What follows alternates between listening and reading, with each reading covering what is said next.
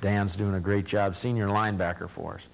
Now here we put the second team in, and we're just really trying to run out the clock and not embarrass Western by trying to throw the ball and score more points. But Wasi Latu carried the ball 8 straight times behind our offensive line, and I think the game is kind of characterized by this run right here. As you see, he just bowls over the Western defenders and gets into the end zone. And we sort of ran over them.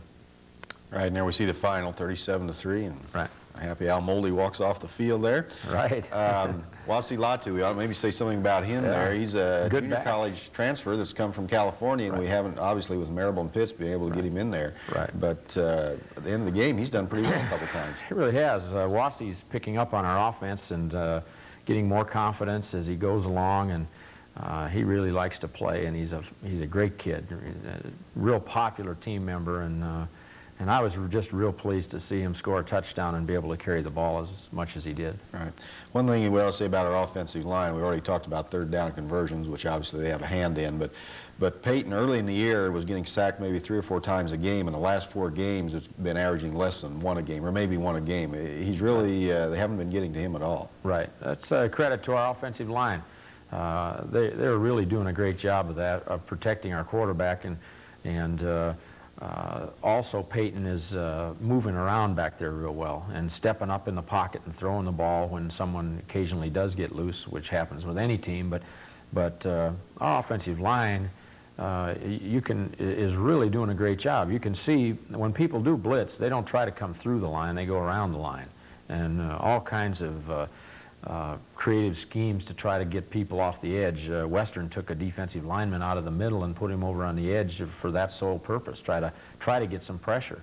So our offensive line is doing a great job, and as Peyton has said, and I know our receivers agree, that our passing game wouldn't work if we didn't have the great protection. Right. So, and we're really starting to come around running the ball. Yeah. Okay, we've got an interview with Dan Paluski, who we saw there, that picked off that interception and made a key tackle down on the goal line. A quick comment on Dan before we go to that. Dan is playing his senior year, has won a starting job as a linebacker, and is just doing a great job. He's a quiet kid, but he just gives you 110% all the time. You know, he makes his keys, he reads his keys, and he fills, and his play has just been real steady, and I'm just really glad to see him having a fine senior year, because here's a kid who played offensive guard in junior college and is now playing the linebacker position, one of the most difficult positions to play, and doing it very, very well. Yeah. Okay, let's go and roll the videotape and listen to Dan Paluski's comments following Saturday's game at Western. Dan, a big win for the Panthers today. Both sides of the ball, offense and defense, played particularly well, but with you on the defensive side, I got a feeling you'd like to talk about that part of the play. The interception, if that's what you're talking about, that came at a good time. Near the end of the game, they were moving downfield and just stopped them right there. They couldn't do nothing else.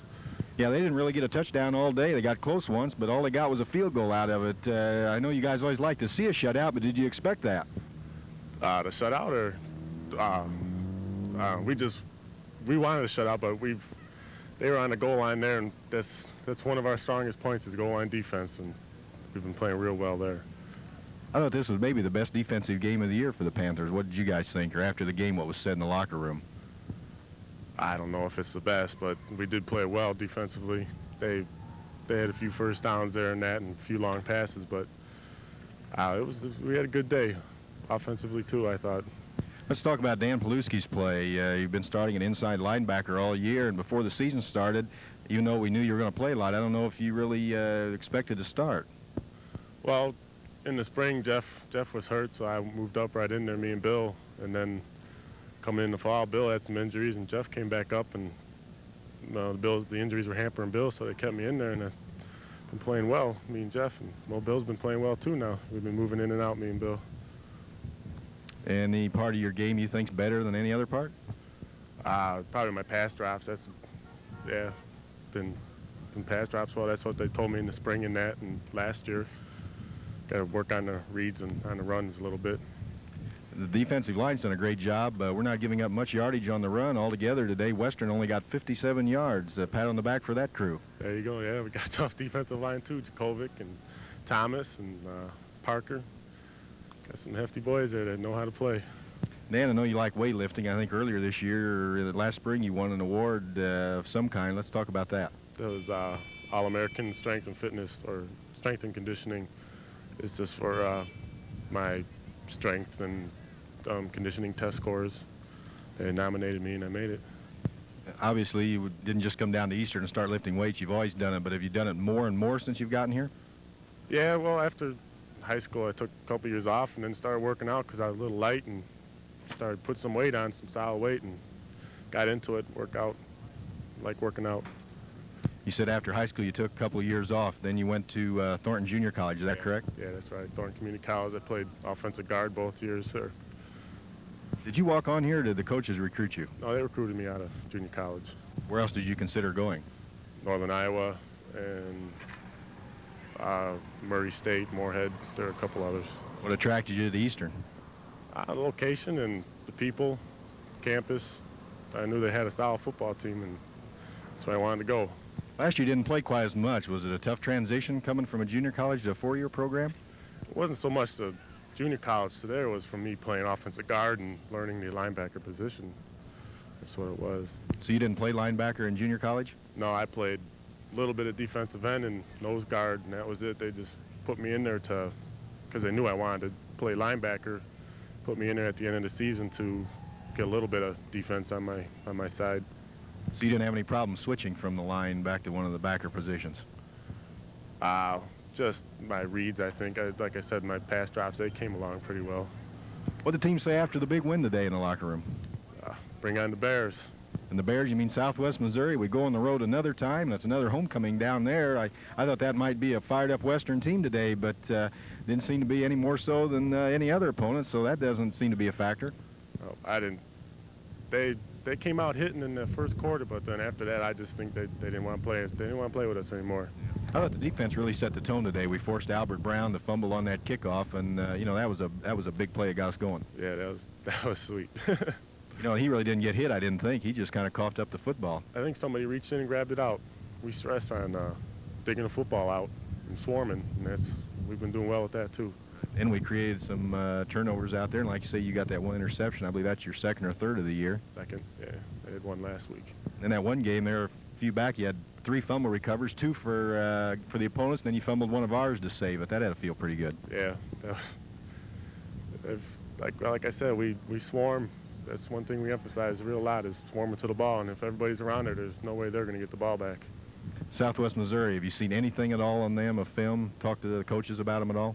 No, not at all, not yet, but the last 2 years it's been a 1-point ball game, so I'm looking to be another tough ball game. I'm sure they're going to be getting ready for us down there. Yeah, they've always stressed the ground game, even though they've changed coaches. I think that's going to be the case again, so you guys are going to have to gear up for a running offense. We've been shutting them down running, these teams. I think we'll do well. Okay, Dan, thanks a lot. Good luck the rest of the year. Thank you. It's on the road again for the Panthers this coming Saturday. They play at Southwest Missouri. It's another important conference game. That's another team that's got their homecoming that we have to go into.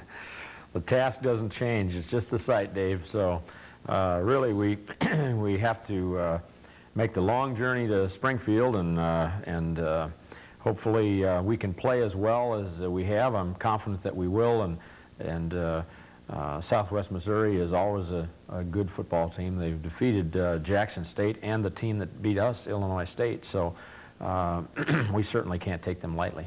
Yeah, they're a young team, and I guess it shows because they kind of are up and down. Every time I look at the score and see them beat an Illinois State or Jackson State, I say, uh-oh, and then they maybe stub their toe against somebody else. Kind of hard to get a handle on them. Right. That's Coach Branch's problem this year, is that he has a very, very young football team. They were a senior-dominated team a year ago, and as you can remember, they pressed us to the wire last year, 29-28 up here, and had that fine wing T running game. Most of those kids were seniors, and they've completely changed their offensive philosophy. Now they're running the flex bone, as Coach Branch calls it. He's a former Arkansas assistant, so we're going to have to contend with the option this week, and that'll cause us some problems, or that'll cause us some concern this week in practice, because it'll be the first time that we've really seen an option offense this year, and we're going to have to, you know, really be on our toes, and you can't afford to give them big plays off the option. The flex bone, is that a fancy name for a wishbone? Do they have 3 running backs, or is it more complicated than that? Well, yes, it's related to the wishbone. It's different formations that are basically breakups of the true wishbone, and so they run the fullback inside hard to establish the inside running game, and then they'll come outside with the option pitch in a different way and use different formations and try to incorporate the pass into the offense a little bit more than maybe the wishbone does. So they've shown a good determination. They've played hard throughout all of their contests that we've seen on film, and they went down to Jackson State and beat them 10-6 and played well defensively. And so we have to continue to do what we've been doing, you know, show maturity, show determination, show great desire to win, and if we can do those things and play well and get the kind of play that we are seeing each week, winning will take care of itself. About 1 minute here. We're down to about 1 minute. Quick comment on the rest of the Gateway. The big game coming up, Southern Illinois, Illinois State, both of them are tied with us for the league lead. Right. Any thoughts or predictions on that outcome, maybe? Well, I'd like to see Southern win, but I think they're going to go in as a significant underdog. Cheatham is back at quarterback for Illinois State now and evidently played pretty well over at Indiana State on Saturday, and they put 38 on the board. So, you know, I look for Illinois State to win that game, and then it's going to go down to the wire, because I think Northern Iowa plays Illinois State on November 22nd. So the conference outcome could hang in the balance until the 22nd of November. We hate to see that, because that's right before the week before the playoffs, but you know we have no control over it either. But it's, nothing's going to be decided. That's right. Okay, again, the Panthers will play at Southwest Missouri State this Saturday. It's their homecoming. We'll return home on November 1 for a Parents Weekend game. We'll talk about that one next week, show the highlights of Southwest. Thanks for being with us on Coach's Corner.